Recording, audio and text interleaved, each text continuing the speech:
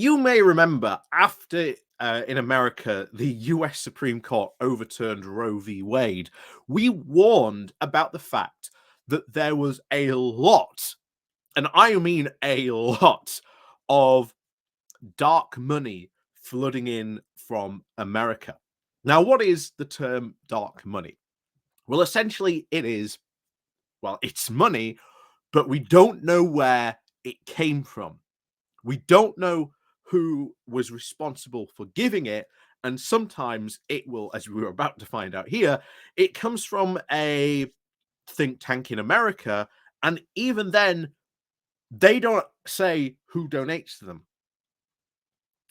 who gives them that money.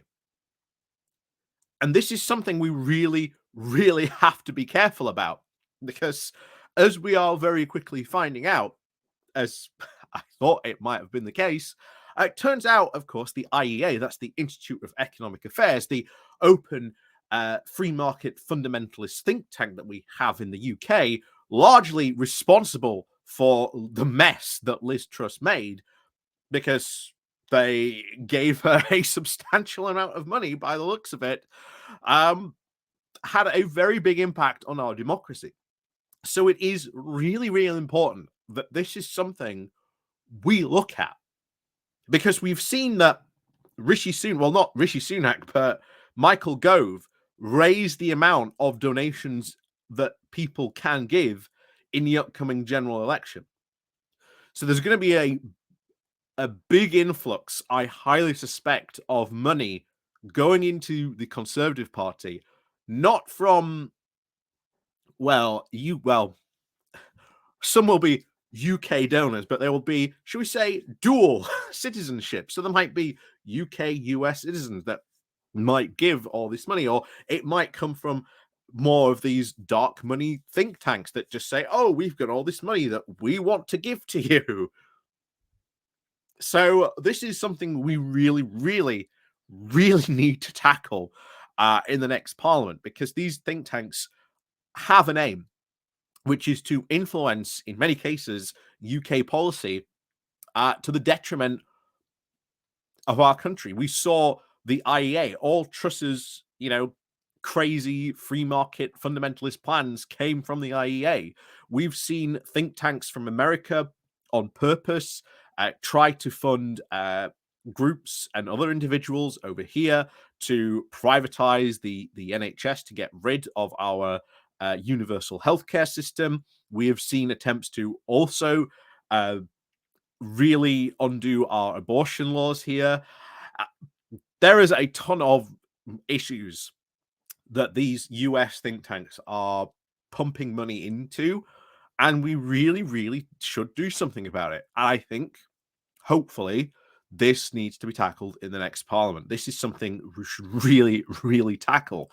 Otherwise, we could find ourselves in a lot of, bad situations, as we almost did with, Liz Truss, where they clearly affected a sitting UK Prime Minister. We can't have that. That shouldn't be happening. And I think we need to change the rules around how we finance our politics. And this is what we need to look at. So we're going to have a look at this article, because I think this is something very, very important we really, really do need to look at, and what we really do need to address, especially in the next parliament. But before we go into this, please do remember to click on that like, share, and subscribe button. And of course, as always, thank you very much to all those people who do help and support the channel. So one thing in particular, where I said at the beginning, where we saw that the Institute of Economic Affairs, which gave heavily to Liz Truss, because she adopted pretty much all their policies, that's really negatively affected our country. And of course, as we've talked about before, the IEA is one of these think tanks where you go, well, okay, where'd you get your money from? They're like, oh, we're not going to tell you that. But they do all these big sort of events. Like I say, you can see here, that's Kurzi Gutang. You can also see the IEA, the Institute of Economic Affairs, the Taxpayers Alliance, which again is another dark money think tank here in the UK that masquerades as, oh, we're just an alliance of UK taxpayers who miraculously want to, shall we say, make things better for UK taxpayers. Uh, Meanwhile, sort of, pushing for the exact same things that the IEA pushes for. Um, yeah, this is something we really do need to have a serious look at and have a serious conversation about, because um, you know, these think tanks are getting massive amount of donations from America from we don't who. So, as you can see at the beginning, transparency campaigners have called for think tanks to be more open about their funding sources after it has emerged that some of Britain's most influential ones have received more than $1 million from donations in the US in 2021. They include the Institute of Economic Affairs, or the IEA, regarded as an inspiration for policies adopted by the Liz Truss government. The Policy Exchange, a conservative think tank that used as a platform by ministers to trial new measures which have recently incubated hardline immigration plans. Steve Goodrich, head of the research and investigation at Transparency International UK, said that ensuring transparency around who funds our politics is essential for public confidence in how our democracy works. Exactly. Couldn't agree more. Could not agree more. We need to find out who is funding our politics and really say, why are you funding our politics? And of course, very often it comes from these very big multi-million and billionaires who have an agenda.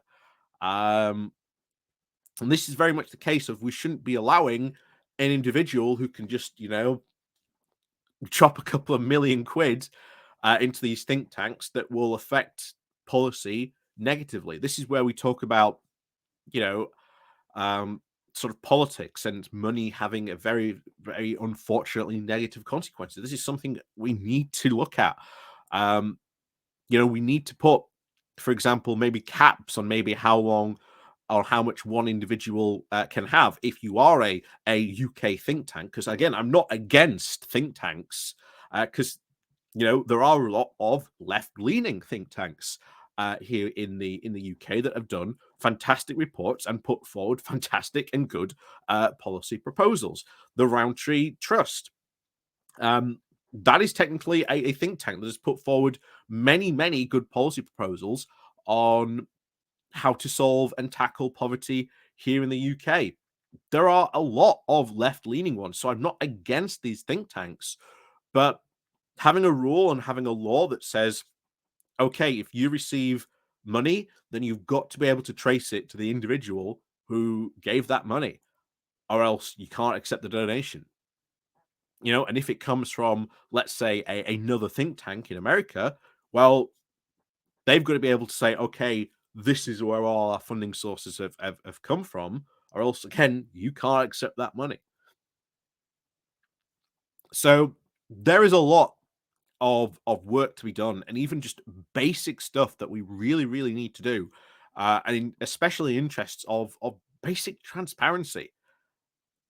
But most of these think tanks, as we've said, have an agenda, and most of these people don't want to be, shall we say, made public about why they give uh, this very large amount of money to these think tanks, because it is control. It is about control of democracy and trying to influence our politics.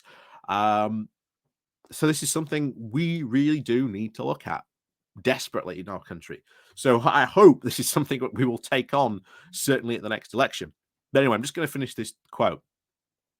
So Steve Goodrich, he continues. He said, "It is particularly concerning that these organizations with the most opaque funding agreements are seemingly those getting the biggest hearing from ministers," which again, we should be really worried about, because that is true. You cannot have these people funding this. Like I say, Liz Truss had pretty much adopted the policies of the IEA. Um, someone from the IEA is pretty much regularly on, um, the BBC, and they hire people to go on these types of programs and publicly not call for turning the NHS and getting rid of it and turning our health system private, but they're just asking questions and just saying, is this really good value for money for the taxpayers? Which is, of course, the traditional chestnut from the Taxpayers Alliance. We're just asking questions. And of course, uh, it's the traditional go-to place for anyone who's just doesn't really want to be openly transparent why they are really asking those questions. Look back to it. So, we would urge any think tank seeking to influence policy development to declare their funding sources and be transparent about their governance.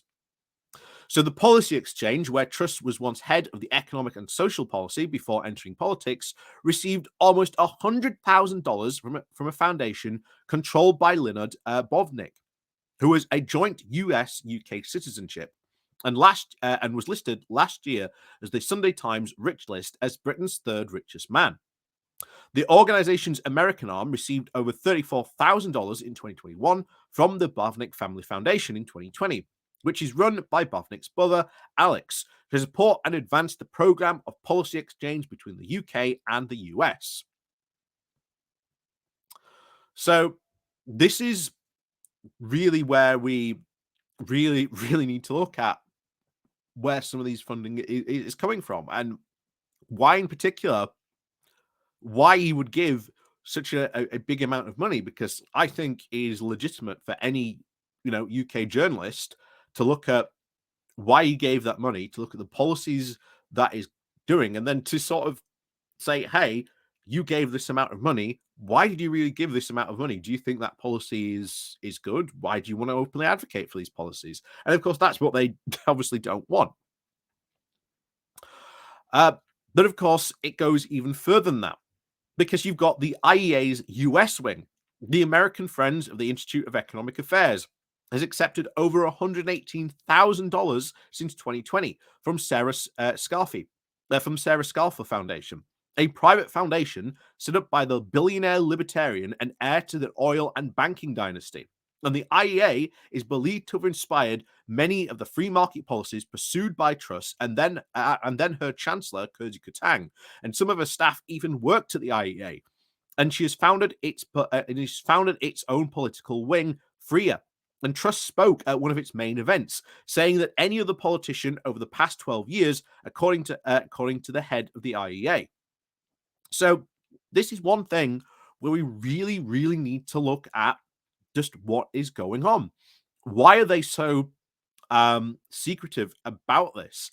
And we've got to be really clear of just how much influence they are spreading over government.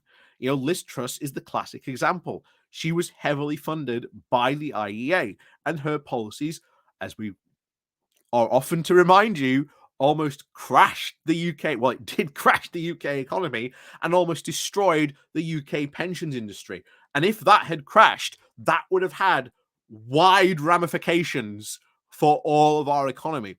We would not just be in a recession. We would be in a recession the likes of which we have not seen for decades, if not ever before, because pension industry funds fund so much stuff in this country. But to say that, according to the Bank of England, some companies were hours away from going bankrupt before that's why they had to step in. It's terrifying. And those policies came from the IEA, this free market fundamentalist think tank that was heavily influencing Liz Truss. And she has not gone away. She has not apologized for her actions. And there are others who are of that very same free market fundamentalist vein who would love another crack at the whip of being prime minister. And I've said before, Liz Truss hasn't gone away. I think she will run again to be leader and eventually prime minister. She has not gone away. She is determined, I think, to be once again back in number 10. I really think she is. Even though I know a lot of people said, "Oh no, she wouldn't stand a chance." Well, she got in and was voted in by the Tory party in massive numbers. Would she be able to make a comeback? It's very likely. Don't discount her. or don't discount a someone like Liz Truss. It doesn't have to be Liz Truss necessary running on those potential policies. But we'll see. As I always tell you, certainly after the Tories lose the next general election, there is going to be a big fight for trying to decide which direction the Tories really want to go. Do they want to really continue down this free market fundamentalist path? It does seem like there is a lot of desire from a lot of Tory MPs to go in that path. There are others, of course, who don't want to go in that direction, who don't want to sort of fully commit to going down that free market fundamentalist libertarian path. But we'll see what happens. Like I say, there's going to be a huge civil war in the Tory party, certainly after the next general election. And who knows? Who knows what leader will emerge from the Tory party? But almost certainly, they themselves will be beset by, a continuing civil war. And as I tell you all the time, the next couple of parliaments, if we break the Tory party so successfully by delivering them such a defeat at the next general election, they will be broken to such an extent that it will take them at least a decade or more to really sort the mess out that they are in. And that means the possibilities to really pass progressive policies in this country is immense, because the only opposition that would be against them is so destroyed, so marginalized in Parliament with such a small amount of MPs that they can't even mount a coherent opposition. That's what we want. We only get that if we smash the Tories. So, as always, thank you very much for watching. And of course, as always, we'll see you all next time.